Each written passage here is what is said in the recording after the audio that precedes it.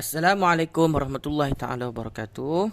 Alhamdulillah wassalatu wassalamu ala Rasulillah wa ala alihi wa sahbihi wa man wala amma ba'.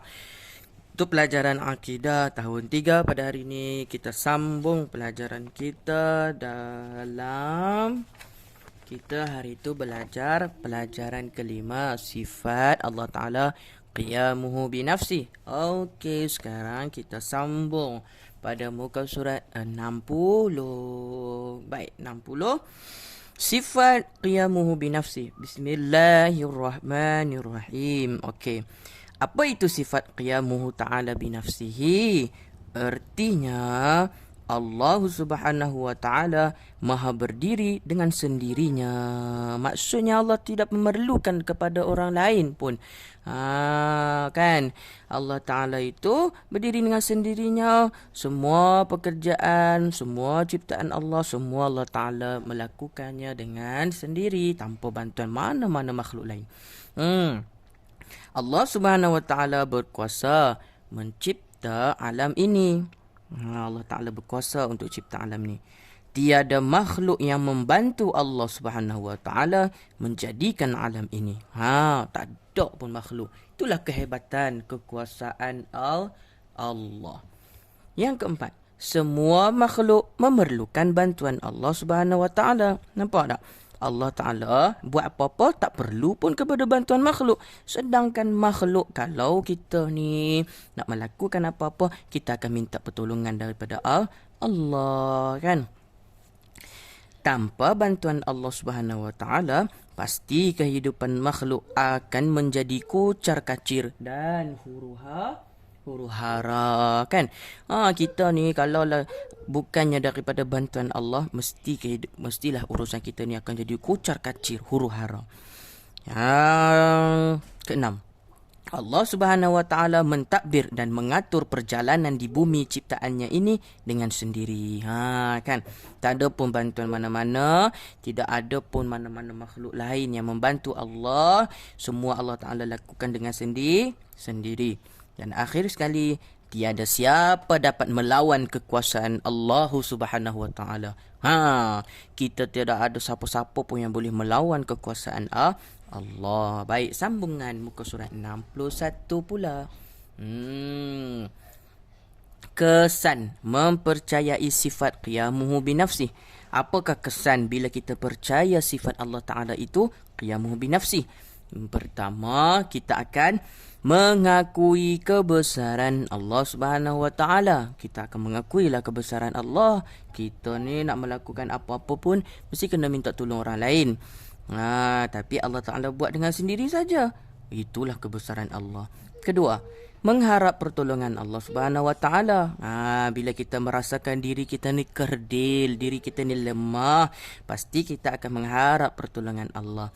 Ketiga, menjauhkan sifat sombong dan takabur.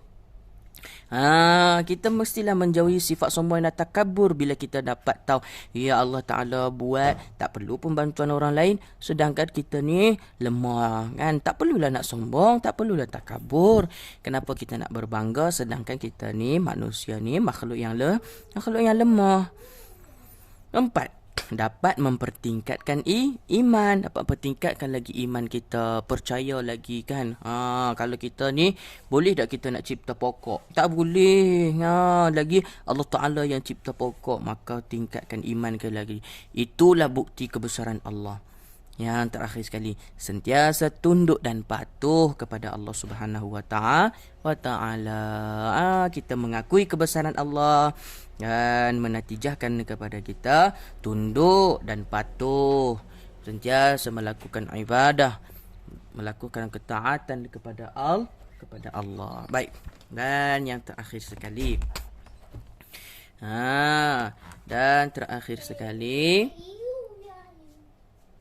Akibat tidak mempercayai sifat qiyamuhu binafsi. Apa akibat dia kalau kita tak percaya sifat qiyamuhu binafsi? Yang pertama, diri menjadi angkuh dan sombong. Allahu Akbar, kan? Itulah manusia ni kalau tak percaya kepada Allah, tak percaya kepada kekuasaan Allah, kita akan menjadi angkuh, besar diri, sombong, takabur, kan? Yang kedua, bangga dengan kesempurnaan diri sendiri. Dia merasa bangga dengan kesempurnaan diri sendiri. Sedangkan diri sendiri, diri dia tu pun Allah Ta'ala yang cipta. Ketiga, tidak mensyukuri nikmat dan rezeki yang Allah Subhanahu Wa Ta'ala berikan. Dia akan menjadi orang yang tak mensyukuri nikmat dan rezeki yang Allah Ta'ala berikan kepada dia. Keempat, berat dan engkar untuk menunaikan perintah Allah Subhanahu Wa Taala. Mulalah waktu tu dia jadi berat. Allah Taala suruh solat, dia tak mau solat. Dia engkar untuk menunaikan perintah Allah. Sebab apa? Sebab tadi diri dia rasa angkuh, rasa sombong. Dan yang terakhir sekali, mudah dihasut syaitan dan melakukan kemungkaran. Orang yang tidak percaya kepada Allah, tidak mengakui kebesaran Allah, maka orang tersebut mudah untuk syaitan hasut dalam diri dia. Untuk apa? Untuk melakukan kemungkaran, untuk melakukan maksiat kepada Allah, kan?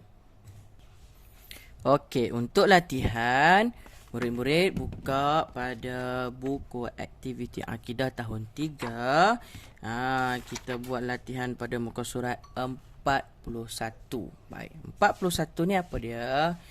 Tuliskan betul pada kesan mempercayai sifat qiyamuhu binafsihi. Tuliskan. Kalau betul, tulis betul. Kalau salah, kamu tulis salah. Baik, muka surat 41.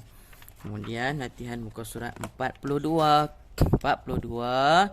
Tandakan right pada sifat qiyamuhu binafsihi. Yang mana sifat qiyamuhu binafsihi? Dan latihan yang terakhir sekali muka surat 44, isi tempat kosong. Kalau jawapan yang 5 dekat atas ni, kamu isikan pada tempat kosong 5 di bawah. Wallahu subhanahu wa ta'ala alam. Assalamualaikum warahmatullahi wabarakatuh.